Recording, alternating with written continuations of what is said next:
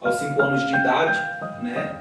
Fui colocado aí na casa do menor, com 5 anos de idade, passando por processos bem difíceis que me geraram traumas, né? E esses traumas provocou dentro do meu coração angústia, misturado com raiva, com ódio.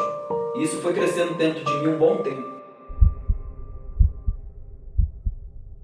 Fiquei dos 5 anos até os 15 anos de idade. 10 anos. 10 anos.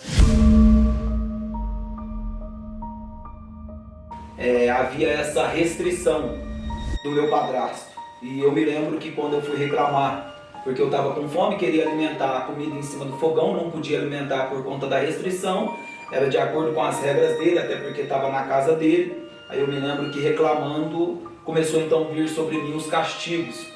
E quais eram esses castigos dentro do lar? Colocava eu dentro do banheiro meio-dia e só tirava meia-noite. Da maconha eu fui para cocaína e da cocaína cheguei no crack, que foi o que me levou ao fundo do poço. E minha mãe, dentro da casa, por conta da recaída, eu fiz com que eles saíssem da casa, né, ameaçando eles para que saíssem da casa para que eu pudesse tomar posse do lugar, do ambiente, né, chegando aí até mesmo a acertar o rosto da minha mãe por conta do uso das drogas como uma pedra, né, e por conta desse movimento de drogas foi desencadeando as coisas até que eu cheguei aí a ser preso, né, fui preso na tentativa de homicídio, e Deus usou um rapaz que eu não me recordo o nome, mas me lembro aí de uma estatura alta, um alemão loiro, que apontou o dedo na minha cara, dizendo para mim que um dia Deus iria transformar a minha vida, que eu estou tentando ser aquilo que eu não sou. E isso ficou gravado na minha mente. Mas como acreditar em algo que você não conhece? Me restava a fé, mas o que ficava a pergunta era, o que é fé? Um de um lado, o outro de outro, desferindo chicotadas nas costas do Rei Jesus. O que aconteceu lá dentro? Eu mandei uma carta para uma amiga minha, né, desde a infância, pedindo para que ela fosse me fazer uma visita de amizade, de amigo normal. Precisava de alguém lá de fora para me conversar. E ela disse que não, para nós não misturar as coisas, então ela falou, eu vou conversar com uma amiga minha, para essa amiga te mandar uma carta e vocês dois conversam. E essa amiga que ela me mandou a carta hoje é minha esposa.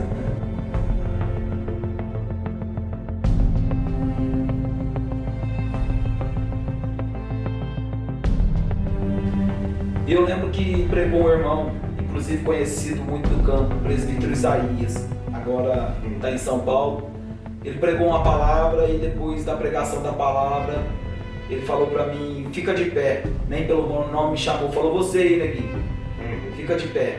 Contando o dedo para mim, eu pus a mão no peito e disse é você mesmo. E quem está do teu lado é sua esposa, não é? Disse minha esposa. Ele falou, fica de pé.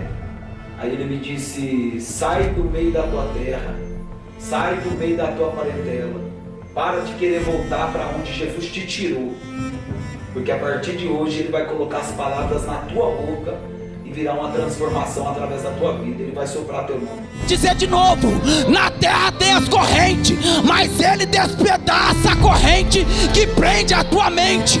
Eu vou dizer até você entender, na terra tem cadeado, mas Ele tem a chave. Na terra tem porta, mas Ele tem a chave. Jesus mostrou para nós que a nossa maior força não está no braço, está no joelho. A tua maior força não está no braço, está no joelho. Não vivo mais eu, mas Cristo vive em mim. Eu já não vivo mais eu, irmão. Por isso não tem como eu retornar da onde Jesus me tirou. Cuidado, cuidado, cuidado com o que vocês plantam. Quem planta vento, colhe tempestade. Isso é Bíblia. Não estou contando, inventando aqui não, historinha de livro não. Quem planta vento, colhe tempestade. As suas ações vão determinar lá na frente o que são valores inegociáveis para você hoje.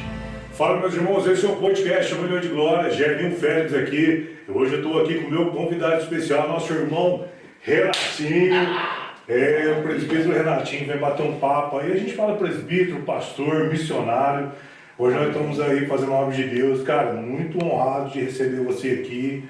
Né? Para mim é uma honra. A gente faz tempo que tá armando isso aí nesse jogo. Agora você ficou importante, não fala com os negrão mais. Mas, cara, para mim é um grande prazer. Apresenta a turma aí. Fala pessoal, aqui Carlos Renato, mais conhecido como Renatinho, convidado aí de podcast 1 Milhão de Glória, com o Gerinho Félix, homem de Deus, que tem abençoado vidas aí, e aqui estamos para dar essa entrevista tão esperada. Cara, bacana demais, muito legal, pô, receber você aí, né? A gente é do mesmo ministério ali, tem falado de Deus, tem falado da obra de Deus aí. Cara, e vamos começar do começo de tudo, né, cara? Como é que foi sua infância, mas foi uma infância bem conturbada aí. Conta um pouquinho para nós aí, pros irmãos aí, o pessoal que tá nos recebendo aí. Gerinho, a minha infância teve um momento muito complicado, né?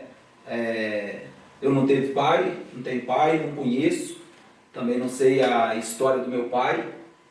Então, assim, vim de uma família bem simples, humilde, onde não havia direção nenhuma e nenhuma expectativa de vida. Não conheço praticamente o que é uma infância de uma criança, né? Então, uma situação bem conturbada, uma situação bem complicada, que envolve família, aos 5 anos de idade, né? Fui colocado aí na casa do menor, com 5 anos de idade, passando por processos bem difíceis que me geraram traumas, né? E esses traumas provocou dentro do meu coração angústia, misturado com raiva, com ódio. E isso foi crescendo dentro de mim um bom tempo. Isso, assim, desde de pequeno, assim, você teve irmãos mais, irmãs? Assim, você teve outros irmãos, ou foi só você de filho? Como é que era? Tenho 2 irmãs. 2 irmãs, cada uma delas é de um pai, né? Tem a Mariana, mais nova, Suelen, a mais velha, e eu sou do meio. E talvez por ser o único homem, menino, da família, possa ser que talvez esse tenha sido um dos motivos de sofrer tanta rejeição, por não ter aceitado eu como filho. Você fala assim de uma maneira bem assim, tipo assim, com um pouco de mágoa também. Você acredita que isso, ao longo do tempo, como é que foi? Você saiu de 5 anos, você tem lembrança dessa fase, chegar na casa do menor ali, porque antigamente era FEBEM, né? Hoje não existe FEBEM aqui em Minas, né? Mas como é que foi o tratamento, você chegando ali, você foi deixado, era um período, era um projeto, ou como é que era? Você chegou a morar lá? Cheguei a morar lá. Fui colocado na casa do menor, a princípio por conta da rejeição. A minha mãe tinha um namorado, que posteriormente se tornou aí meu padrasto, e juntos colocaram eu na casa do menor com 5 anos de idade. Ele não aceitando eu dentro de casa, então meu destino foi a casa do menor. Chegando lá com 5 anos de idade, o que tomou conta do coração de uma criança é o desespero. Então, dos 5 anos de idade até hoje, no presente momento, tenho lembrança de tudo, de todas as coisas que passei, inclusive ao longo do tempo. Demorou para que essa angústia fosse arrancada do meu coração. Não foi eu que tirei, Jesus me libertou disso, mas houve um tempo dessa angústia. E o que você fazia ali na casa do menor ali?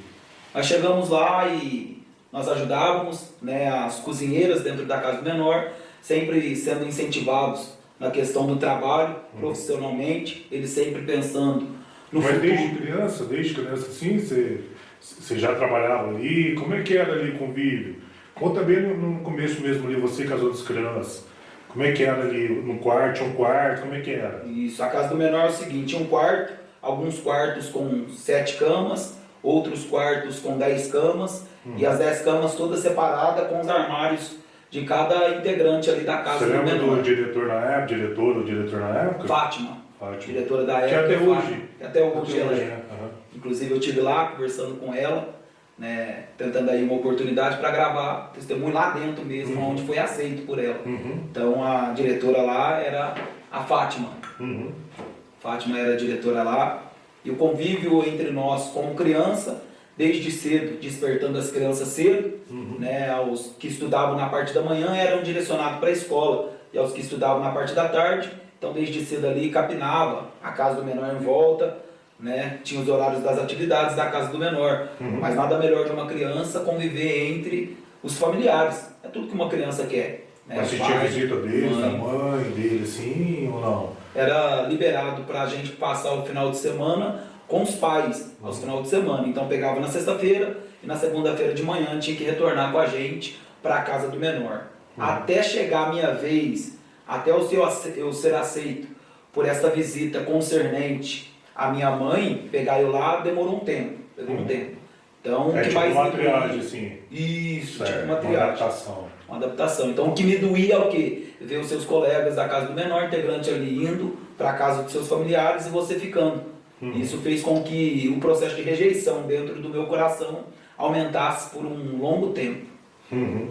E, cara, você foi se adaptando e você vê que realmente teve a rejeição. E os amigos ali, né, cara, eles que também passaram pelo mesmo processo que você lembra, tem lembrança, como é que foi esse período, começou na fase de adolescência, você ficou dos 5 anos até que idade ali? Fiquei dos 5 anos até os 15 anos de idade. 10 anos. 10 anos dentro da casa do menor. Então, na verdade, a adaptação concernente ao ambiente era obrigatória, porque você não tinha o que fazer. A adaptação se tornou na nossa vida uma coisa obrigatória. Chegou a fugir? Então, cheguei a fugir de lá 3 vezes. 3 vezes, a perua foi atrás de nós, nos encontrou em regiões próximas. Da última vez, me pegaram perto da faculdade, da PUC Minas, né? Porque eu morava no Mar Imaculado, então tudo que eu queria era minha casa, meu lar, queria a minha família. E quando me pegaram lá, me retornaram novamente para a casa do menor. E lá a gente conheceu várias pessoas com várias experiências, né? Então a gente fazia deste grupo de criança como se fosse a nossa família, até porque morávamos juntos, então era para nós como irmãos. E depois desse período assim, você saiu, você foi pra rua, com certeza saiu bem revoltado de lá, envolveu com alguma coisa, com crime, com drogas. Jerinho, eu saí de lá com 15 anos de idade e a data para a gente ficar lá era até os 18. Aos que tinham familiares, os familiares tiravam da gente de lá e eu, por não aceitar mais aquela questão, eu comecei a jogar pedra nos vidros, quebrar alguns vidros lá da casa do menor. Aí entraram em contato com a minha mãe dizendo que se a minha mãe não tirasse eu de lá, eles iam mandar eu para Sete Lagoas. Aí no caso já era uma FEBEM de alta periculosidade. Então minha mãe aí, por pena, por dó, me tirou de lá aos 15 anos de idade. Então eu retorno para a casa da minha mãe e começo a enfrentar os mesmos processos concernente à rejeição dentro de casa. Então assim, tanto a fase da infância quanto a fase da adolescência se tornou para mim algo muito complicado, que gerou na minha vida traumas, que não foi fácil ser vencidos. E como é que foi a rua pra você, depois de ter saído? Como é que você começou a trabalhar? Você voltou para casa de sua mãe? Você foi morar com tia, com vó? Como é que foi essa saída depois dessa idade? Depois que eu saí da casa do menor, eu voltei para a casa da minha mãe. E lá novamente enfrentando a questão da rejeição. Então eu tive dificuldade principalmente na questão da alimentação. Eu não podia comer tudo que tinha lá. Havia essa restrição do meu padrasto. E eu me lembro que quando eu fui reclamar, porque eu estava com fome, queria alimentar a comida em cima do fogão, não podia alimentar por conta da restrição, era de acordo com as regras dele, até porque estava na casa dele. Aí eu me lembro que reclamando, começou então a vir sobre mim os castigos. E quais eram esses castigos dentro do lar? Colocava eu dentro do banheiro meio-dia e só tirava meia-noite, sem água, sem alimento, e se chorava, apanhava. Então isso me doía muito, porque tudo que eu queria era uma oportunidade, queria ser amado, abraçado e aceito na família. Então foi bem difícil. Isso fez com que eu me envolvesse com o mundo do crime, com o mundo das drogas. E a princípio então parti para a maconha, né? Comecei a ir no uso da maconha eu fui para a cocaína, e da cocaína cheguei no crack, que foi o que me levou ao fundo do poço, né? A gente acabou encontrando, eu principalmente, particularmente falando, acabei encontrando no mundo do crime uma porta de esperança, né? Uma ilusão, para que eu pudesse ali, de alguma forma chamar a atenção para ser ajudado por alguém. Então isso... Você chegou a consumir desde cedo? Que idade você tinha mais ou menos assim? Era maconha e tal, mas você chegou a vender, vendia também, usava, era tudo misturado? Com 12 anos eu comecei no uso do cigarro, mesmo estando dentro da casa do menor. E quando eu saí da casa do menor, então comecei primeiramente no uso da maconha, depois no uso da cocaína, e o crack, primeiramente eu comecei na venda. Primeiro comecei a vender, e aquilo foi me chamando a atenção, me atraindo, aquilo foi mais forte do que eu, então comecei tanto a vender quanto usar. Então eu usei, vendi e me envolvi aí de uma forma bem profunda, né? Procurando aí um refúgio naquilo que eu estava usando. Você acha que isso é tudo reflexo do que já vinha acontecendo, desencadeando a sua vida? Você procurou ajuda, teve pessoas que vieram te ajudar, né, cara? Ou você foi como uma bola de neve, foi indo, afundando. Gerinho, eu cheguei a procurar ajuda. Procurei ajuda entre os colegas que eu tinha. Inclusive, eu cheguei na minha mãe e eu avisei porque eu já vi que eu estava começando a entrar num ritmo desgovernado, que eu não ia ter controle sobre aquilo e também não sabia, pela idade que eu tinha, a consequência que eu poderia ter como resultado. Então comecei a envolver, procurei ajuda e eu não encontrei. Então aquilo fez com que eu desgovernadamente me afundasse de vez. Tá igual um carro desgovernado, batendo para lá e para cá. Um carro desgovernado batendo para lá e para cá, e quanto mais batia para lá e para cá, mais eu ia me sentindo sozinho. Né? Que ponto que você chegou assim de falar assim, meu Deus, não dá mais? Você começou a ter problema com polícia ou com o pessoal que estava ali? Ou você acha que isso não influenciou muito? Eu cheguei a perceber que não dava mais quando eu comecei a verdadeiramente passar necessidade. Passei fome, né? E quando eu comecei a passar necessidade, enfrentando a fome, eu fiquei com medo da morte. Essa é a verdade. Com medo da morte, então eu mesmo procurei auxílio numa clínica de recuperação, Chácara Santa Clara, que era da do Margarida, né? Finada Margarida. Fui atrás dela, ela era minha madrinha, minha mãe trabalhou para ela, então fui atrás dela pedindo socorro e pelo amor de Deus, para que ela me abrisse uma oportunidade para que eu pudesse me internar, porque verdadeiramente eu estava pressentindo que eu ia morrer. 8 dias sem se alimentar, 8 dias usando crack, né? Tinha as lojas do baú aqui na cidade, era muito fácil abrir conta lá, então por conta da facilidade, eu abri conta lá e imobiliei o apartamento de um cara tirando televisão, geladeira, telefone, DVD na época estava em alta, e tirava da loja, pus no carro dele, ele me passava o dinheiro, tudo muito barato, e aquilo fez com que eu passasse no uso do crack 8 dias e 8 noites somente usando. E aquilo deu um choque de realidade na minha vida, eu pressenti que eu ia morrer. Por isso eu busquei ajuda para mim mesmo se internar, porque eu pressentia que eu não ia aguentar. Chegando aí a pesar 45 quilos. Pela quantidade do uso do crack, de tudo. Isso, pela quantidade. Era crack, corote e cocaína. Crack, corote, cocaína. Ali na hora, quando vê, sumiu tudo. Rodeados de amigo enquanto tinha droga. Na hora que acabou a droga, a gente sempre fica sozinho. E naquele momento ali é a gente e Deus. Porém ainda eu não tinha uma experiência pessoal com Deus, né?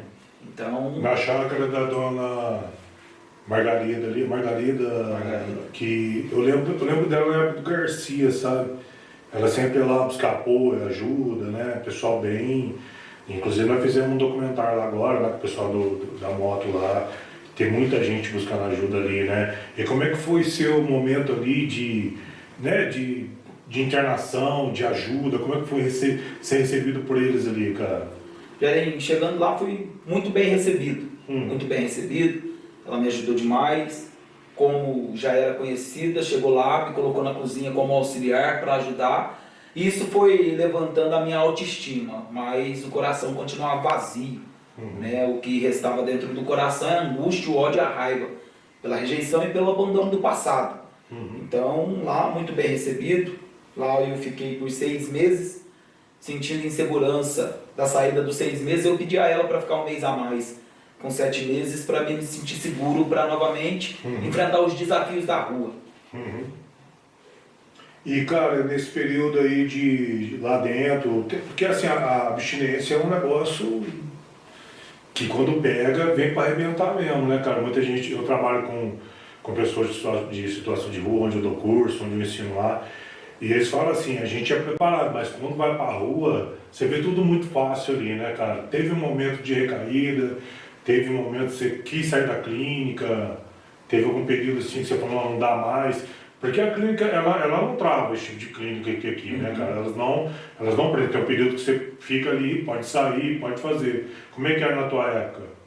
A cada momento, a cada dia era um desafio. O portão ficava aberto, se saísse sem autorização você não podia retornar. Então automaticamente, saindo sem autorização, você estava fora. Então, assim, para mim era um desafio, porque todo dia o portão via aberto. E o que sobrava ali era a decisão minha.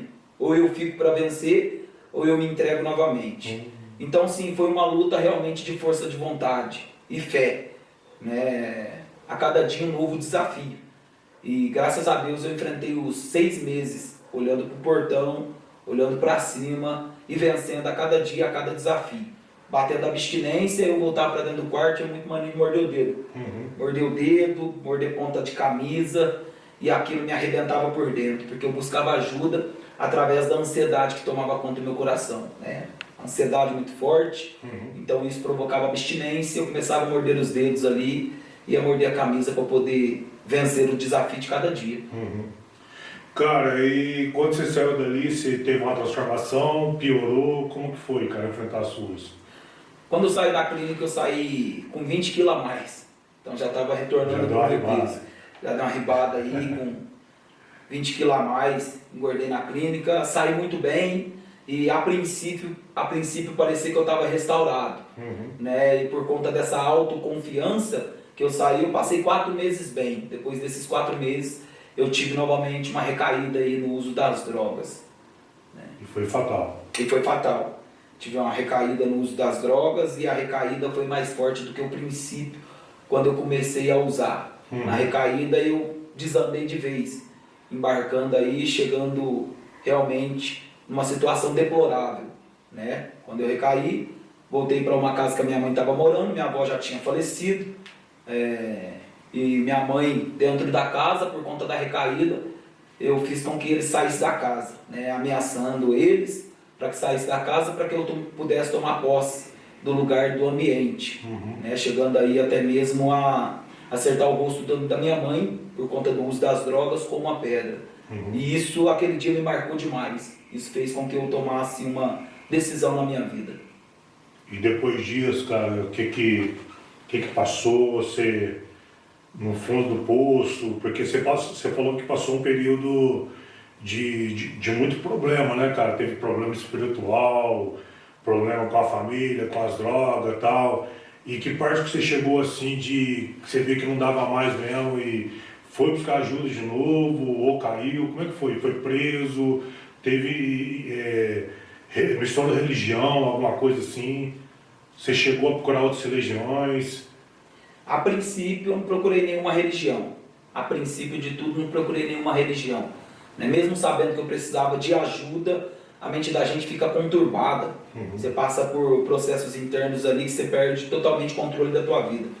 Então minha mãe saiu, vendi tudo dentro da casa, geladeira, fogão, tudo, e fiz da minha casa um ambiente para que se tornasse um movimento de drogas, né? E por conta desse movimento de drogas, foi desencadeando as coisas, até que eu cheguei aí a ser preso, né? Fui preso na tentativa de homicídio, né, no artigo 129, e essa prisão me custou o tempo de 1 ano e 8 meses.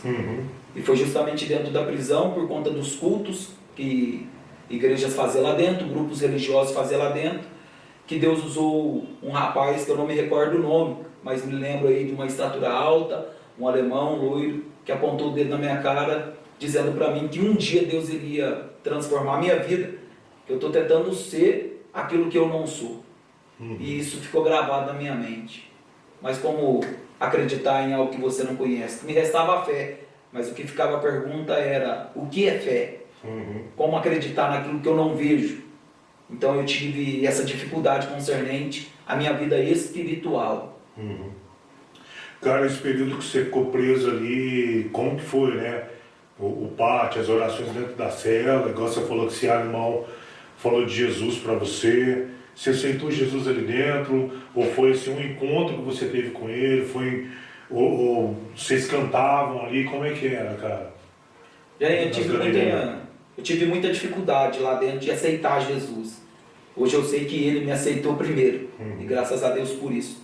Mas eu tive muita dificuldade porque cheguei lá em 2011, no mês de novembro, e logo após teve a rebelião. Teve uma rebelião no mês de novembro de 2011. E essa rebelião se tornou uma grande revolução, isso mexeu demais comigo. Fogos dentro do colchão, dentro do presídio, fumaça toda embaçada dentro do presídio, Então, um palmo do seu nariz você não enxergava ninguém. Então, a única coisa que passou dentro da minha cabeça ali foi que ali era o meu fim. Acabou para mim, não dá mais. Mas eu pude perceber que Deus é bom, Deus é misericordioso, nos dando uma oportunidade de começar mais uma vez, né? Então, a partir do momento que este rapaz falou de Deus para mim, houve uma grande resistência da minha parte em aceitar Jesus por conta dos demais que comigo estavam na cela. Então, eu resistia para que não houvesse chacotas contra a minha vida e também para que eu não fosse influenciado pelos outros. O desejo era de influenciar e não ser influenciados. Então isso se tornou na minha vida um divisor de águas. Eu me recordo que na época passava o canal TV Plan e nas madrugadas cantava os louvores da TV Plan. Então eu aproveitava o momento que todos os presos estavam dormindo e tirava aquele momento para chorar, pedindo a Deus misericórdia e socorro. E isso para mim se tornou algo difícil de ser vencido. Foram 1 ano e 8 meses. Mas isso aí era por conta do ódio que você tinha, opressão de tudo que tinha acontecido, pela sua mãe, pela revolta do padrasto, por essas coisas que aconteceram na sua vida, foi desencadeando Satanás, então tinha querido destruir você completamente. E ali dentro, ali, cara, quando você saiu, como foi ter passado esse portão? Eu falei assim, hoje eu tenho mais uma, né, que o Alvará chegou pra você ali, hoje eu tenho uma oportunidade de recomeçar. Como que foi, cara, essa virada de chave?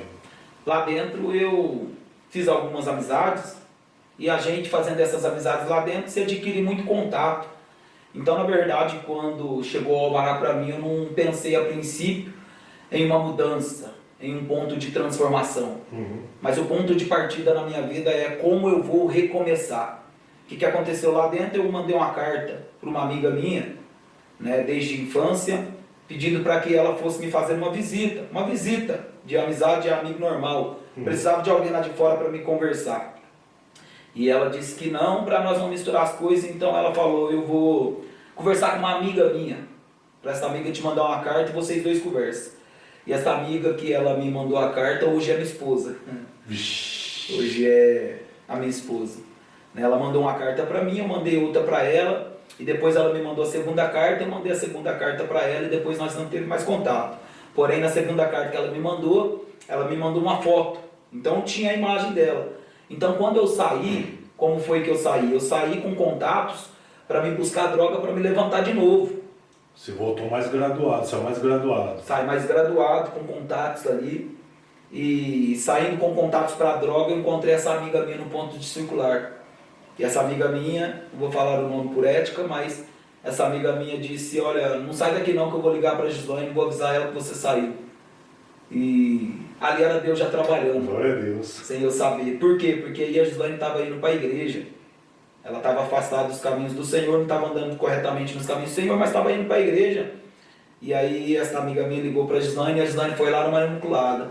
E lá no Maria Imaculada eu estava no ódio, porém sem condições, né, físicas, sem condições financeiras para mim estar bem estruturado, estar bem apresentável para ela. Então olha para você ver como é que as coisas. Eu estava com a camisa do meu padrasto, calça da minha irmã, tênis da minha irmã, e sentado no escuro para esperar ela. Porque vergonha de ser apresentável a essa situação. Então quando ela subiu lá, nós se encontramos, conversamos, e dali eu pude ver que Deus começou a desencadear as coisas na minha vida. Porque o que era para mim voltar novamente para o mundo do crime, Deus desencadeou as coisas para me levar onde eu estou hoje.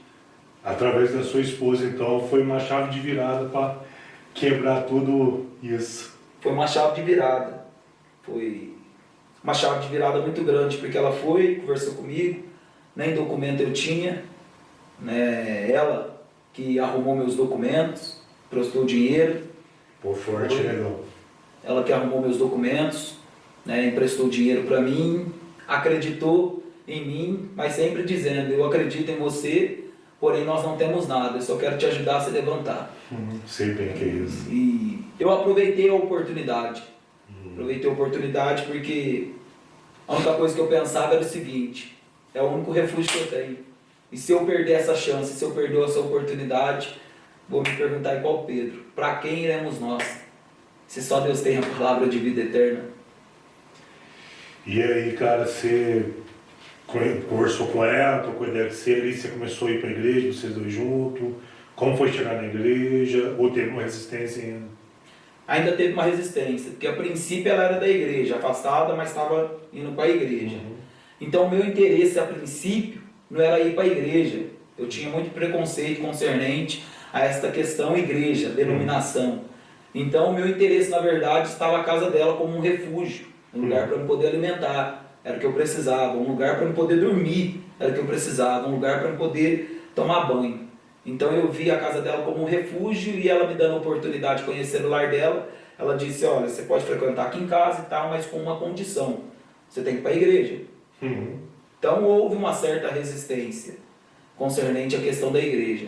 Porém, essa resistência concernente à minha vida particular foi quebrada neste momento. Você precisa de um lar, você precisa de um refúgio, mas também você vai precisar agora renunciar, deixar o seu orgulho de lado para fazer a vontade de Deus. E como é que foi tudo isso, cara, essa virada? Olha, eu comecei a frequentar a casa dela e com 3 dias, conhecendo um ao outro, estava tão desesperado por dentro que eu pedi ela em namoro. Por que o pedido do namoro? O pedido do namoro é para se prender dentro de um relacionamento, para me ter aonde ir e aonde voltar. Então, você sentia segurança ali nela? Sentia segurança nela, sentia segurança dentro da casa dela. E saindo para a rua eu me sentia inseguro, com medo da queda e com medo da recaída. Então ela começou a me levantar, apresentou eu para os pais dela. E apresentando eu para os pais delas, a primeira coisa que o pai dela fez foi colocar a mão na minha cabeça e ministrar sobre a minha vida a presença de Deus, dizendo, a partir de hoje, você nunca mais será o mesmo. E aquilo mexeu comigo, foi como um baque de transformação. E a minha vida começou a ser direcionada a partir disso. Com 4 meses, nós dois juntos, eu pedi ela em casamento e a princípio houve uma resistência por conta do medo, da onde eu vim, por conta do meu passado, mas Deus é tão maravilhoso que quando ela deitou para dormir no dia seguinte, ela disse, eu aceito, nós vamos se casar. Glória a Deus. A pergunta que fica é, casar como comigo? Se eu só tinha a roupa do corpo. Casar como comigo? Se eu não tinha nada para oferecer e ela tinha a casa montada e imobiliada. Então a gente vê, Jarim, como Deus é lindo, por quê? Porque com 5 meses nós se casamos. Aí, por conta da alegria, da felicidade, eu espalhei bilhete no bairro, convite para todo lado. Por quê? Porque a alegria de uma vida transformada. De ter alguém que te ama, de pessoas que estão acreditando em você, né, cara? Justamente. Botando crédito em você, né, cara? Acreditando, botar crédito numa pessoa que teve um passado frustrado, que teve um passado escuro, e acreditar de novo, Jarim, se não for Deus que fazer isso, ninguém faz. E como é que é ser abraçado por Deus, por essa família, que hoje é tua família, tua esposa? Jarim, eu posso dizer que é o maior privilégio de todos os homens. O maior privilégio de todos os homens hoje é eu ter alguém dentro da minha casa me chamando de pai, porque eu não tive este privilégio de olhar nos olhos do meu pai. Essa menininha linda, né, cara? É linda demais, é o meu orgulho. Mesmo eu, quando eu estava no mundo, eu dizia para minha irmã Mariana, falava, um dia eu quero ter uma filha, menina, e ela vai se chamar Maria Eduarda. Hoje eu tenho uma filha, menina, que chama Maria Eduarda. Ai, que benção, cara. Então, ter alguém dentro de casa hoje, você ser amado e poder amar, ser abraçado e poder abraçar. Você poder ter alguém dentro de casa e perceber que este alguém, assim como seus filhos também são lindos, e você vê que os seus filhos dependem de você, e você depende de Deus, isso muda e transforma a nossa vida. E como é que foi aceitar Jesus ali como Salvador? Que eu falei assim, agora não dá mais, Deus, agora não tem como fugir, que Deus te cercou, né, cara? E, por exemplo, eu vou pegar onde dói nele, Deus veio e curou, né, cara? Porque eu falo assim, né, cara? Eu sempre falo para as pessoas assim, cara, às vezes a gente entra na vida de algumas pessoas e para curar, você entra como cura, você entra para poder ajudar, levantar a pessoa, cara. E muitas das vezes, cara, tem muitos relacionamentos, cara, que você levanta como cura e às vezes as pessoas se levantam e uma hora essa pessoa que você cura, ela te fere, né, cara? Existem muitos relacionamentos assim, né? Às vezes você cura alguém, ajuda alguém, coloca a pessoa numa situação legal e essa pessoa que você curou, onde ela vem, te fere, né? E a gente não quer isso, né, cara? A gente quer fazer o melhor para as pessoas, para os relacionamentos, para os patrões. Tudo isso que aconteceu, cara, quando você chegou ali na igreja, você falou assim, Deus, não dá mais, eu te aceito, cara. Como é que foi esse dia, cara? Cara, eu aprendi com Deus que o relacionamento é a união de duas pessoas imperfeitas buscando a perfeição. Se não houver o mesmo propósito, o mesmo objetivo, nunca vai dar certo. Né? Amós capítulo 3, versículo 3 está escrito: andarão dois juntos, se não estiveres de acordo? É uma pergunta de Deus para Amós. Não tem como. Então aceitar Jesus para mim foi assim, eu cheguei, era da quadrangular, gostava de ir na quadrangular, né? Mas nunca aceitei Jesus lá, e para casar com ela, eu precisava me batizar. Então fui, batizei na quadrangular, eles foram comigo, depois de batizar lá, aí ela disse para mim, agora você vai na minha igreja. Aí eu cheguei na igreja dela, Assembleia de Deus, lá do Estância São José, e chegando na igreja dela, lá Deus falou comigo. E ali Deus me marcou, porque enquanto Deus ia falando comigo, meu sogro veio e mais uma vez colocou a mão na minha cabeça e ministrou sobre a minha vida a presença de Deus. E ali houve então uma entrega total. Eu disse, não dá mais para mim, não tem mais para onde correr. E ali Deus me cercou por completo.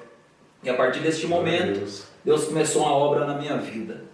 Terminou o culto, no dia seguinte eu fiz um propósito com Deus. Por quê? Porque eu deixei as drogas, Jesus me libertou. Deixei o vício, deixei o mundo, houve em mim uma renúncia. Então você tem que renunciar para você viver uma vida de propósito com Deus. Precisa haver na nossa vida renúncia. E eu olhei para o céu e disse, Deus, se o Senhor verdadeiramente tem um propósito na minha vida, a partir de hoje o Senhor não vai permitir que nem vontade me dê mais de usar. O Senhor vai retirar. E o vício do cigarro precisa ser tirado também da minha vida. Se eu fumar e não acontecer nada no meu estômago, eu sei que o Senhor não tem um propósito. Mas se eu fumar e o meu estômago rejeitar, me dando ânsia de vômito, eu sei que está selado no céu um propósito na minha vida. Fiz este propósito, na parte da tarde eu fui comprar um cigarro para me fumar. E quando eu comprei o cigarro, coloquei na boca, já veio aquela ânsia e aquela rejeição. E ali então eu joguei o cigarro fora e diz, agora eu sei que o Senhor é Deus na minha vida. Glória a Deus. E ali eu aceitei Jesus por completo. Interessante disso tudo, Gerinho, só quero frisar que fiquei na clínica internado uma vez só. Fiquei internado na clínica uma vez e recaí. Fui preso, 1 ano e 8 meses preso, e depois de 1 ano e 8 meses preso, ainda recaí porque teve a queda do cigarro, usava tal, houve uma recaída. Mas agora com Jesus, até hoje, sem nenhuma recaída. Glória a Deus. Cara, é importante falar isso, né? Eu comento em alguns podcasts e algumas entrevistas, e eu sempre falo uma coisa assim, né? A gente sofreu para arrebentar, irmão. A gente sofreu nesse mundão aí, não foi pouco não, sofreu muito, cara. Né? Às vezes, domingo eu tava na igreja e alguns irmãos chegou e falaram, pô, a igreja está vazia. E eu falei assim, meu irmão, quem tá aqui, quem tem que estar. Quem tá aqui é quem tem que estar. Eu chego na igreja de domingo ali, cara, todas as famílias ali, o pessoal tocando na orquestra, sabe, cara? E eu acho muito bonito, porque assim, tem muita gente que quer a igreja lotada e tal. Cara, e assim, muitas vezes eu chegava na sede com dores, irmão. Eu chegava com dores. Eu cheguei muitas das vezes ali para filmar com dores, que pessoas nem imaginam, cara. Eu descia ali, subia com dores nas pernas, no corpo, mas eu estava ali perseverante. O pastor Paulo sabe disso, que eu nunca falhei um trabalho. Um dia que eu falhei, eu pedi autorização para ele, cara, ele sabe disso. E eu sempre friso, cara, quando você conhece Jesus, que você verdadeiramente pega a chave, você tranca a porta e joga a chave fora. E tem muita gente, cara, que quer aceitar Jesus e ficar com a chave do mundo ali, meu irmão. Não dá, cara. Não dá, você tem que pegar a chave e jogar fora. Por quê? Porque se você ficar com a chave ali, você vai abrir a porta, deixa eu ver como é que está o mundo. E tem muita gente que está vendo esse podcast agora, que está vendo essa entrevista, que está nisso, cara, que está olhando para o mundo, que está vendo os prazeres do mundo. Não tem nada lá para oferecer. É só bagunça, é só destruição. Largar Jesus, perder a presença dele para querer o quê? Entendeu? Olha como é que o mundo está, a política, tudo se preparando para uma explosão. Eu ainda brinco com uma amiga minha, sempre trocando ideia com ela, eu quero mais que o mundo se exploda, meu irmão. Surgiu uma guerra, mano, como é que quebra tudo. Não é? Porque assim, a gente que está em Cristo, que está buscando Jesus, não tem medo de nada não, eu não tenho medo de nada não. Entendeu? Com tudo isso, irmão, de você ter ido para a igreja e tal, e quando veio o despertar da palavra, cara? Como nasceu isso, cara? Como que chegou isso em você? Veio através de profecias, palavras? Como é que chegou, cara? Interessante que você falou aí acerca do mundo. O mundo está vivendo uma crise política, social e também espiritual. E quem sabe para onde está indo, não tem medo do que está acontecendo. Uhum. Nós sabemos para onde está indo. Sim. Aqui não é o nosso lugar, nós já temos um lugar Exatamente. preparado. Jesus disse em João capítulo 14, não se turbe o vosso coração. Credes em Deus e crede também em mim, porque na casa do meu pai há muitas moradas. Na casa do meu pai, Glória a Deus. casa tem uma, Sim. mas morada tem várias. Uhum. E é para lá que nós estamos indo. Então, o despertar da palavra veio através de uma palavra profética. Estava no culto e eu com a minha esposa foi para o culto decididos a separar. Nós estávamos brigados, decididos a separar. E eu com ela fizemos um juramento. Depois deste culto, cada um segue seu caminho. Cada um segue seu caminho. Nós estávamos brigados no culto. E eu lembro que pregou um irmão, inclusive conhecido muito do campo, presbítero Isaías, agora está em São Paulo.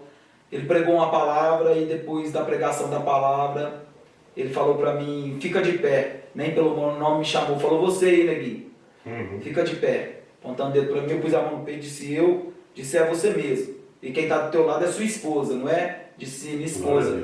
Ele falou, fica de pé. Aí ele me disse, sai do meio da tua terra, sai do meio da tua parentela, para de querer voltar para onde Jesus te tirou, porque a partir de hoje Ele vai colocar as palavras na tua boca e virá uma transformação através da tua vida, Ele vai soprar teu nome. Glória a Deus. E aquilo veio despertar, comecei a chorar muito, minha esposa começou a chorar muito, e naquele momento nós reconciliamos, deixamos as decisões carnais de lado, seguimos num propósito. E naquele mesmo dia eu iniciei no propósito de consagração, jejum, oração e leitura da Bíblia. Consagração, jejum, oração e leitura da Bíblia. Sempre dizendo, se o Senhor verdadeiramente tem na minha vida um propósito, o Senhor vai cumprir no ministério da palavra. Foi quanto tempo isso? Olha, faz 8 anos. Sim, mas assim, nesse período do propósito, quando começou a acontecer, você começou, foi a primeira pregação, como é que foi isso? Como é que foi esse período? Você ficou quanto tempo orando, pedindo a Deus? Janinho, a verdade é que eu aprendi que na primeira pregação ninguém começa bem. A gente quer mostrar uma perfeição. Vem aqui, irmão Renatinho, dá uma palavra, já deu aquele choque de realidade. E aí a gente quer mostrar aquela perfeição que não existe. Perfeito é Deus, certo? Então Deus conhece o nosso coração. E na primeira pregação eu me lembro que eu preguei sobre Daniel na cova dos leões. Todo mundo gosta e a gente acaba vendo que é uma grande facilidade. E na primeira pregação misturei Moisés com Daniel, Daniel com Moisés. Coloquei números de leões dentro da cova. Uma coisa assim que a gente se torna superficial naquilo que a gente está criando. E depois da pregação, o próprio Deus me exortou dizendo que não era isso que Ele queria para mim. Então ali Deus foi me instruindo através da vida do pastor Marquinhos e me direcionando. Então a partir dali eu busquei o aperfeiçoamento do ministério da pregação.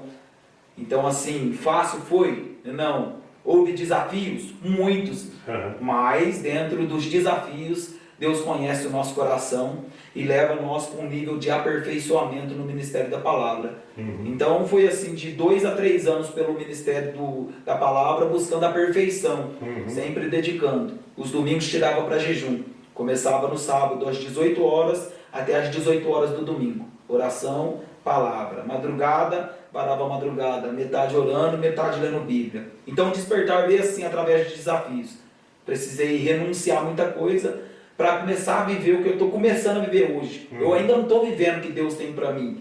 Sei que Deus tem coisas grandes, assim como para mim, assim como para você. A gente sabe disso, porque Deus é um Deus grande, mas nós já estamos começando a viver os propósitos que Deus tem para a nossa vida. Como é que assim tua família vê hoje você sem essa transformação? Ainda mais vendo sua mãe, porque assim, A gente sempre tem aquele negócio, né? Santo de casa não faz milagre, né? Sim. Mas o santo santos de todos, né? Que é o Rei dos Seis, ele faz milagre na nossa vida, mesmo o homem desacreditando em nós, né, cara? Porque às vezes as pessoas olham pra nós, vê tudo tatuado, não sei o que tem, mas só Deus sabe aqui, cara, quantas vezes de madrugada a gente levanta pra orar.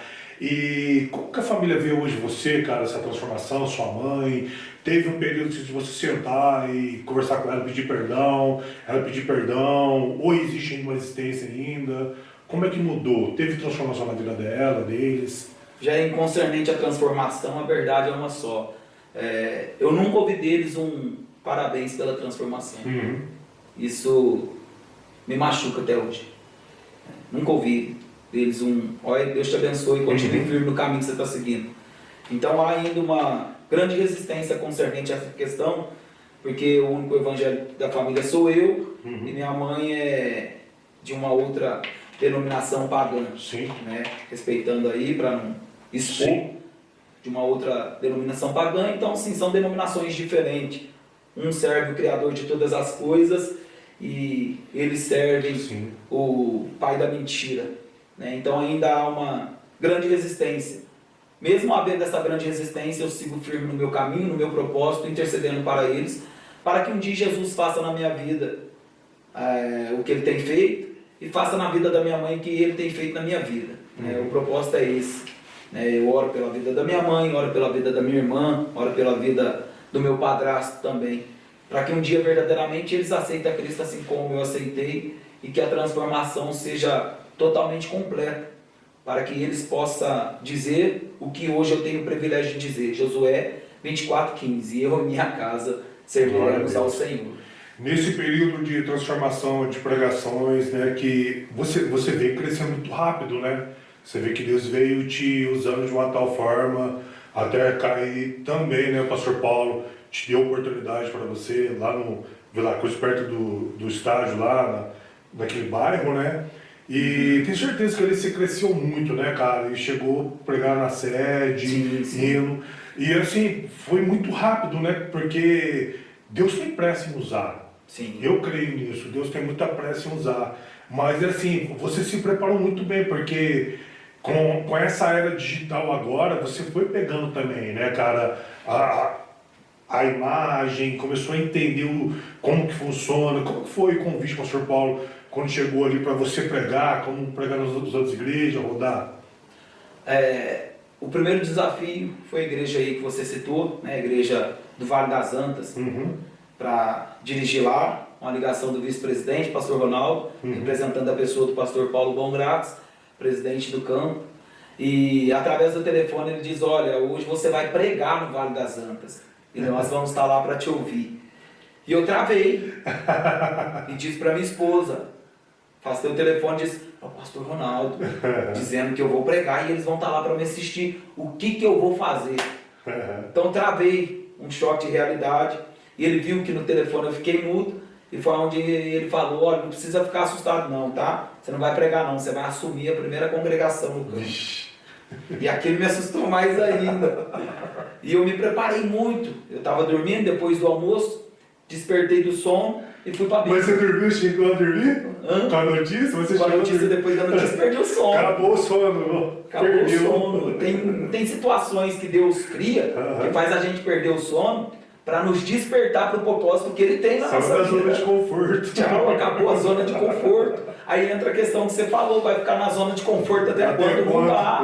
O mundo te coloca em um período de ilusão que traz para a tua vida um conforto que no final vai gerar destruição.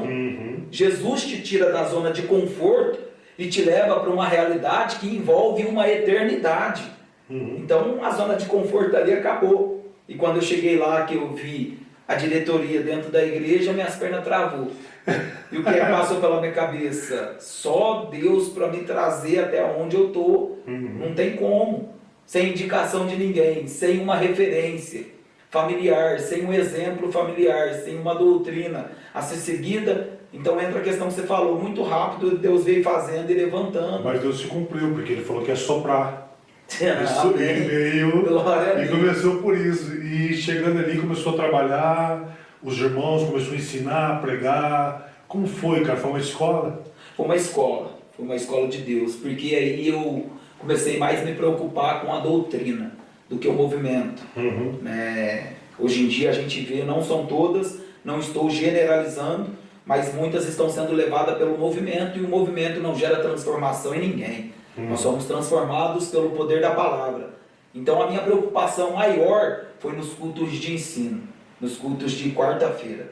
Então eu comecei por aí, buscando palavras de conhecimento para ensinar. Quanto mais eu pregava na ministração de ensino para eles, mais eu aprendia com Deus. Então vim me formando nessa questão, ensino de palavra. E assim Deus veio fazendo eu crescer, e a cada dia abrindo portas por onde Ele tem me levado. E como é que foi chegar na sede ali, ter pregado ali a primeira vez? Um espanto. Você olha para um lado, olha para o outro, na tua mente passa um filme que você cria na hora. E a pergunta que fica é: quais palavras serão colocadas aqui? A gente lembra de Jeremias: Senhor, não sei falar, sou como uma criança.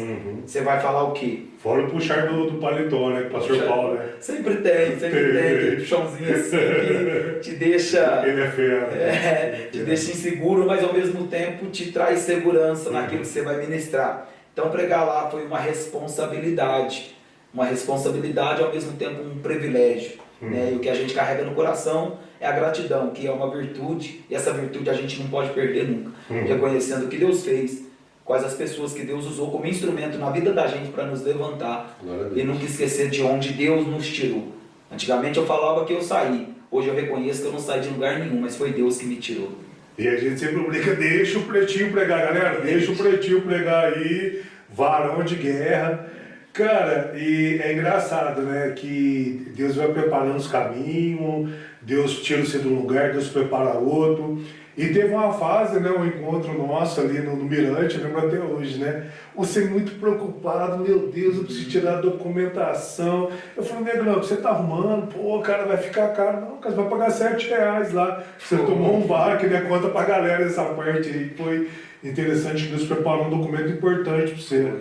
Gerinho, eu tava sem direção, buscando por uma direção ali, né?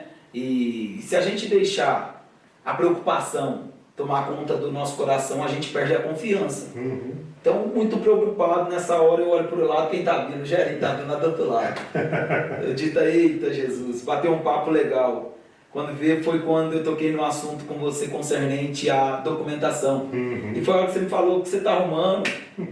Aí você tocou num assunto importante, porque você disse: já tirou o passaporte? Exatamente. Eu disse: não, passaporte, eu ainda não tenho reservista. Aí você disse: não, mas o que você está arrumando? Gerinho, vai ficar caro para tirar essa documentação. R$7, você vai, corre atrás, tira. Aí você tocou num assunto comigo. Eu vou pagar uns R$1.000. Eu falei: não, cara, eu não votei, que eu não sei o que tem. Eu falei: não, cara, você vai lá no negócio. Foi muito benção, né, cara? Vai lá na Receita Federal lá e tira os papéis que você precisa, regulariza a situação e corre atrás do transporte. E aí você disse para mim que Deus pode levar, tem capacidade de levar, mas a oportunidade antecede o preparo. Então preciso estar preparado para as oportunidades que surgirão. Isso me despertou naquela mesma semana. Eu fui correr atrás e te mandei a mensagem dizendo: Gerinho, obrigado, você foi instrumento de Deus ali, cara, e tirei, deu certo. E ó, vai viajar, viu? Nós estamos marcando esse podcast aqui, galera, ó, nós estamos falando aqui, mas o Negrão aqui vai viajar. Pássaro de aço, espera, porque assim, cara, hoje eu estava conversando com o Paulo Vitor aqui, cara, e eu falei assim pro Paulo Vitor: você faz parte do meu testemunho. Eu falei assim: como? Que um dia alguém profetizou sobre alguém que ia me telefonar, e nesse telefonema Deus mandaria pro outro lado. Aí eu olhei pra cara dele e foi você que me telefonou, foi você que me ligou falando de uma situação. E assim, cara, você sabe o que é o mais interessante de tudo? É viver um sonho não sonhado. Aí a galera fala pra mim assim: mano, o que é viver um sonho não sonhado?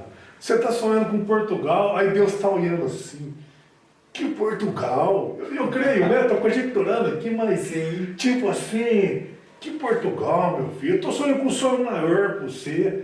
Talvez você recebe, cara, uma oportunidade, cara, pra você pisar dentro de um Dubai da vida, cara, pisar numa França da vida. E Deus, cara, esse Deus que nós serve, ele é lindo. Sabe, às vezes as pessoas querem voltar para trás, cara, quer comer sujeira do inimigo, quer voltar pro mundo, esse mundo não tem nada, cara, nada. E assim, tá preparado? Como é que o digital entrou na sua vida? Eu tô vendo que você está fazendo bastante missões, o seu e o filho Flavinho ali, o Jean. Cara, como é que foi esse despertar e como foi chegar transformado na casa do menor? Paz, o digital tem ajudado muito porque está alcançando lugares que eu ainda não pisei. Digo ainda porque eu creio, inclusive nessa palavra profética que você me liberou, e eu creio e guardo cada um e toda a palavra profética que eu recebo acerca disso, eu costumo registrar, para não esquecer a data, o dia e a hora que Deus falou. Glória a Deus. E Deus utiliza disso, né, do tempo, da hora e de pessoas para ministrar. Então chegar na casa do menor transformada e olhar para a diretora da casa do menor e ver no rosto dela o sorriso que eu estou vendo no seu, aquilo para mim foi uma alegria, porque a pergunta dela para mim foi essa: não acredito que é você. Que benção, cara. Não acredito. E eu disse: sou eu. E ela perguntou: o que te fez voltar aqui? Falei: porque um dia eu estive aqui dentro, destruído, totalmente com o coração vazio e sem esperança. E hoje eu volto aqui não sozinho, mas volto com Jesus, que me resgatou, me libertou, me deu mais uma oportunidade de vida. E eu voltei lá para ela, peguei na mão dela, dei um abraço nela e disse a ela: obrigado por tudo que vocês fizeram por mim. A Fátima é a querida Fátima, né? Querida Fátima, criou para mim oportunidades de ser uma pessoa melhor. Cara, digital, a gente vê assim você cantando com a sua filha, cara, e o que é a esposa hoje, a tua filha hoje, porque você está se tornando um ministério, né? Você vê que ela está sempre cantando bem, está arrebentando, e como é que é ver assim você esposa hoje, seu lar transformado? A gente sabe que nem tudo são flores, né? Sim. Mas a gente sabe também, cara, que é só o poder da transformação mesmo, porque se não tiver transformação, igual você falou, que adianta gerar o testemunho sem transformação, né? E como é que é hoje, cara, o seu lar? Como é que tá hoje? Como é que tá as mudanças? Sua esposa, você, sua filha? Rogerinho, eu não posso ser hipócrita de dizer que eu amadureci sozinho, mas a minha esposa me ensinou a ser um homem. Minha esposa me ensinou a ser um homem. Deixar as coisas de menino, de moleque e criar maturidade. Então isso fez de mim uma pessoa, entendendo que o meu primeiro ministério é minha casa, é minha família. Isso fez de mim um homem. Concernente à questão da minha filha, eu zelo muito pela vida espiritual dela e pela vida social. Provérbios 22:6. Instrui a criança no caminho em que deve andar, para que quando cresça não se desviará dele. Eu só vou conseguir fazer com que a minha filha permaneça no caminho se houver a instrução minha. E às vezes a maior instrução minha não é o que eu falo, mas é o exemplo que ela vai ver em mim. O exemplo da gente ensina mais do que as palavras. Então, assim, tá dentro da minha casa hoje, ao mesmo tempo que é um privilégio, é um grande desafio e uma responsabilidade, sabendo que tem sob a minha proteção 3 pessoas, 2 meninos e uma menina, e tem um casamento para me zelar, levar por todo sempre, né? Tem um casamento para me zelar e uma família para me cuidar. E essa era digital, assim, as missões, você está ali no terminal falando de Jesus, como é que saiu todo esse... Isso vem da onde, cara? Você se inspira em alguém, tem alguém assim que você se espelha muito, cara, e de alguém assim na Bíblia, alguém mesmo atual, né, cara? Isso está vindo de alguma inspiração, ou isso é tudo de uma busca particular sua? Jairinho, eu fui alcançado através de missões. Então, por conta dessa era, né, do digital, e também por conta dos convites da igreja que a gente recebe, eu pude perceber uma coisa: ministrar dentro da igreja, irmão, é maravilhoso. Você vê as pessoas recebendo a palavra e Deus te usando. Mas mais maravilhoso ainda vai ser se eu fazer missão, buscar quem está lá fora caído numa sarjeta e resgatar para dentro da casa do Pai. O despertar na nossa vida vem através dessa chamada missionária. Missão nasceu no coração de Deus. Concernente a uma referência acerca de missões, eu vejo muito pelo Josué Brandão. Abraí, os ensinos dele, a doutrina Feira de Santana. Ele passa, Feira de Santana. Sim. E eu já até comentei um dia lá no canal dele que um dia eu vou chegar lá, né, para visitar e poder ter um papo de mesa. Então, assim, os ensinos que ele passa, a missão que ele faz, você entendeu? Com a expansão que ele exerce, me motiva muito a buscar quem está caído. Né? Então, isso acaba gerando na gente um despertar. Opa, você está fazendo aí parado, vai em busca das almas perdidas. Sempre tem uma ovelha caída, perdida, precisando de alguém para resgatar. E Deus vai utilizar da gente para resgatar pessoas. Porque nós fomos resgatados. E se hoje eu fui resgatado, eu preciso resgatar quem está caído, quem está perdido. E se algum parceirão, o Jean, né, para estar falando com ele, né? Nossa, o Jean, nós conversa todo dia. Né? E o Jean, a chamada missionária que ele tem é muito grande. Né? É um menino disposição. Menino, vai pra cima mesmo, né, cara? Você vê que o pai de Jean é o Flavinho, do rap, a Luaf também do rap. E ele foi totalmente ao contrário, né, cara? Ele foi para buscar, né, as coisas do céu, né, as coisas da igreja, muito dedicado, né, cara? Muito pra cima. E missões, palavra, testemunho, muitas coisas assim acontecendo, cara, que a gente vê. E, cara, teu nome assim tá sendo soprado, né, cara? A gente vê a quantidade de convite, eu vou numa igreja, ô Renatinho, eu vou na outra igreja, ô irmão Renatinho, a gente voa. Até vocês aí, ó, a agenda do Negrão tá aberta aí, ó. Então, assim, a gente vê Deus bastante assim te usando. O que você espera pra frente, cara, daqui pra frente, cara? Como é que tá o coração hoje? O coração tá mais leve?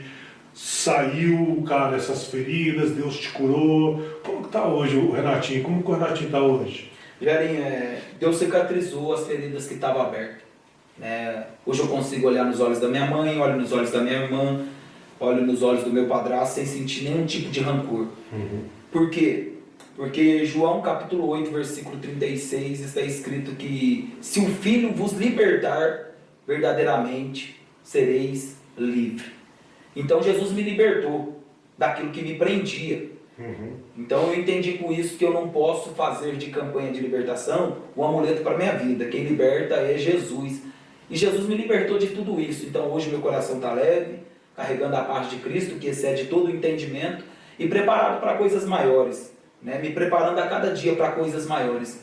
Para que quando me for aberto as portas da oportunidade, eu não seja pego de surpresa, mas eu esteja preparado para aquilo que Deus tem para a minha vida. E este preparo veio através de uma marcação. Deus me marcou muito. Eu entendo que a gente que é marcado por Deus sempre carrega uma cicatriz para saber que o que a gente carrega não é da gente, mas é do céu.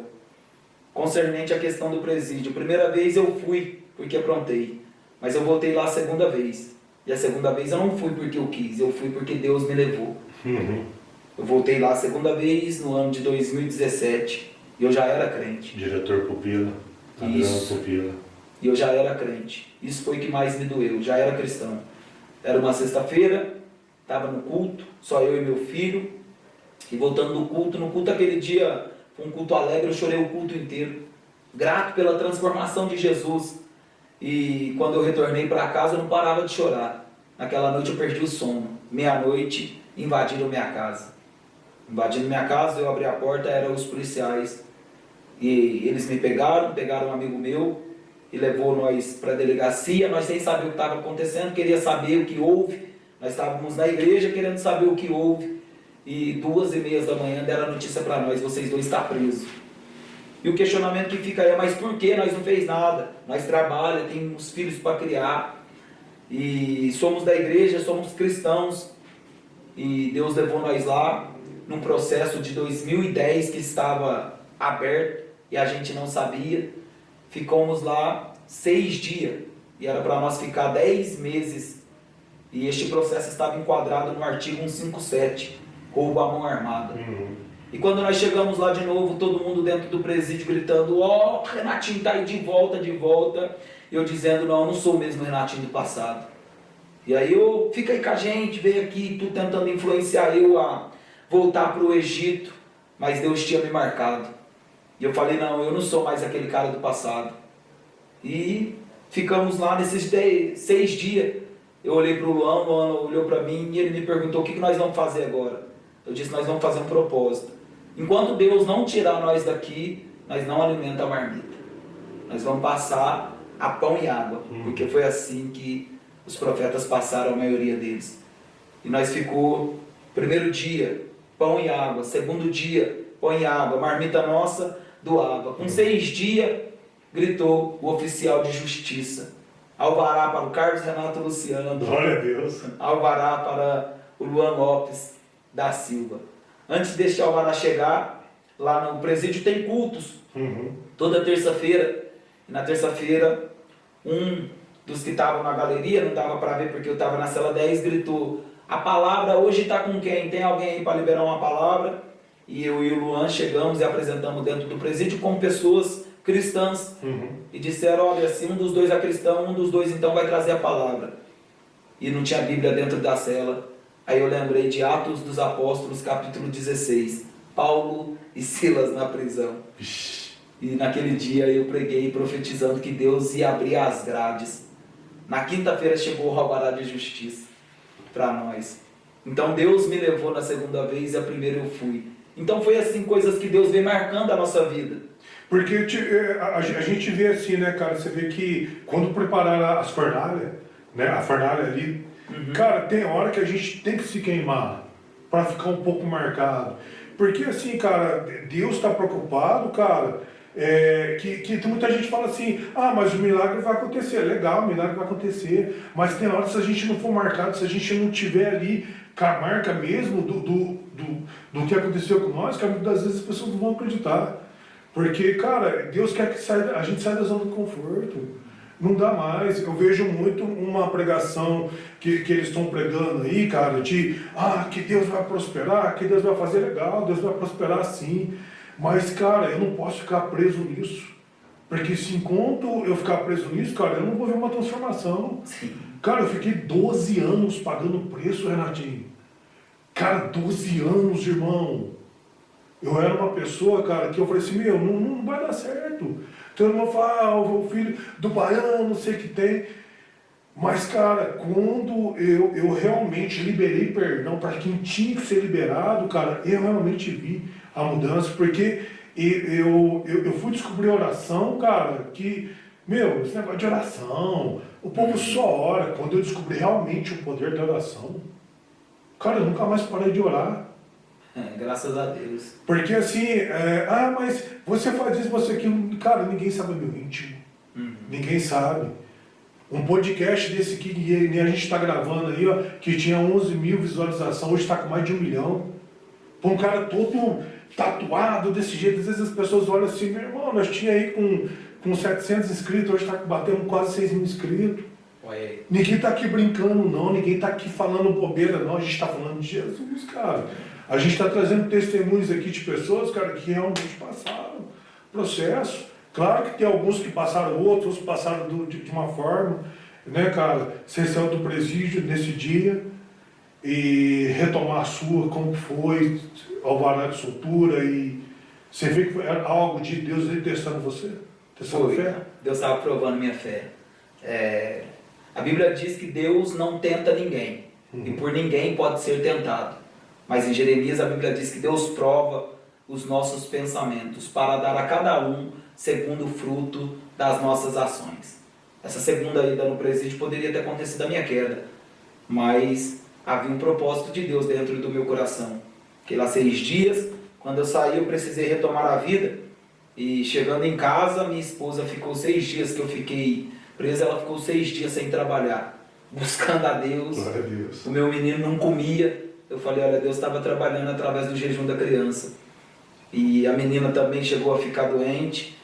Quando eu cheguei em casa, minha esposa me deu um abraço, novamente eu me senti muito acolhido. E ela dizia: olha, seus parentes diziam que você não ia sair de lá, que você ia ficar lá. Só que toda vez que eu ia para o culto, a igreja estava orando, dizendo: Jesus, assim como o Senhor libertou Pedro da prisão, o Senhor vai libertar o Renato lá dentro. Glória a Deus. E se uniu o Campo da Aroeira com a igreja do Vila Rica, a igreja sede na pessoa do pastor Paulo, orando e buscando aí. E Jesus realmente foi e libertou. Porém, nós ficamos 6 dias sem alimentar a marmita. Pão e água. Você ficou que mês de 2017 lá? No mês de julho. Mês de julho. Mês de julho. Isso é difícil, né, rapaz? Difícil. Estava lotada, nós ficou em 42 pessoas dentro da cela, com mais eu e o Luan, 44 pessoas. Difícil de passar esse processo, mas nós chegamos lá apresentando, dizendo: nós não somos mais o do passado, Nós somos cristãos e queremos servir a Deus. Inclusive, quando eles retornaram da visita que tem no pátio, nós reunimos lá numa roda dizendo, nós podemos orar pela vida de vocês? Então lá dentro nós fizemos a obra. Nesses 6 dias nós ganhamos um irmão de uma facção criminosa, não falaram o nome por ética, mas de uma facção criminosa para Jesus, que abandonou tudo, naquele dia entregou a camisa, dizendo, eu vou servir a Jesus com vocês. Em 6 dias. Então, assim, o poder de Jesus na vida da gente é de uma dimensão enorme. E hoje eu posso dizer, eu, assim como você, nós trazemos no corpo a marca de Cristo, porque foi isso que Paulo diz. Eu trago no meu corpo as marcas de Cristo. Gálatas 2:20, Paulo diz, já não vivo mais eu, mas Cristo vive em mim. Então já não vivo mais eu, irmão. Por isso não tem como eu retornar da onde Jesus me tirou. O tema desse podcast, cara, quando a gente geralmente chega no final, eu sempre falo, são valores inegociáveis. E eu sempre, na outra série que a gente gravou de 12, a gente falou o que foi 1 milhão de glórias, né? E nesse tema tão importante, Renatinho, o que são valores inegociáveis para você hoje? Primeira coisa, como prioridade, valores inegociáveis, é a presença de Deus, irmão. Não dá para negociar a presença de Deus pelo que o mundo oferece. Não dá mais. Só quem foi marcado lá fora sabe dos processos que passou. Então, primeiramente, como prioridade, a presença de Deus é algo inegociável. Segundo, não dá para negociar a família que nós temos pelo que o mundo tem lá fora. Não dá para negociar. A gente precisa se formar numa maturidade espiritual e intelectual para formar essa nova geração que está chegando. Tem uma geração que está chegando aí. Tem 2 tipos de gerações. A primeira geração conhece a Deus. A segunda geração que está vindo sabe sobre Deus. Saber muito sobre Deus é uma coisa. Conhecer a Deus é outra. Então, tendo conhecimento com Deus é o que você faz, o que eu faço. A gente só consegue conhecer a Deus na busca, no íntimo, na oração. Na oração, você conhece quem é Deus. Então, valores inegociáveis. Segundo, é a família. Não dá para negociar a presença de Deus. Não dá para negociar a família. E não dá para negociar o que Deus plantou em mim, os frutos do Espírito. Valores inegociáveis que não dá para negociar de jeito nenhum. E quem negociou precisa desnegociar, voltar, porque Deus espera. Eu aprendi uma coisa, Jarinho, Deus não obriga ninguém a sair da casa. Ninguém. Mas Ele sempre está de braços abertos para receber quem sair. Cuidado, cuidado, cuidado com o que vocês plantam. Quem planta vento, colhe tempestade. Isso é Bíblia. Não estou contando, inventando aqui não, historinha de livro não. Quem planta vento, colhe tempestade. As suas ações vão determinar lá na frente. Irmão, quero que você mande um recado para a galera aí, fala de Cristo, fala das tuas redes sociais, mas antes disso, manda um papo para a turma aí, esses jovens que estão aí perdidos, a galera que quer conhecer mais teu testemunho, as redes sociais, toda sua. Vamos lá, Paulo diz, as más conversações corrompem os bons costumes. Juventude, Eclesiastes capítulo 12. Lembra-te do teu Criador nos dias da tua mocidade, antes que venham os maus dias, as quais vocês venham dizer, não tenho neles mais contentamento, não tenho neles mais prazer. Jesus te espera, Ele tem um plano na tua vida, Jesus tem um propósito grande na tua vida, então não perca tempo, porque a porta da graça está aberta, mas um dia ela se fechará. Apressa-te, porque Deus grandes coisas tem para fazer na tua vida. E eu encerro aqui com o cântico de vitória do apóstolo Paulo, Romanos capítulo 8, versículo 31. Que diremos, pois, a estas coisas?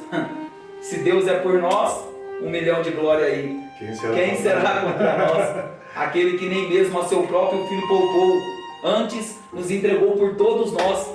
Como não nos daria também com ele todas as coisas? Exatamente. Quem tentará acusação contra tua vida? É Deus quem te justifica. Quem os condenará?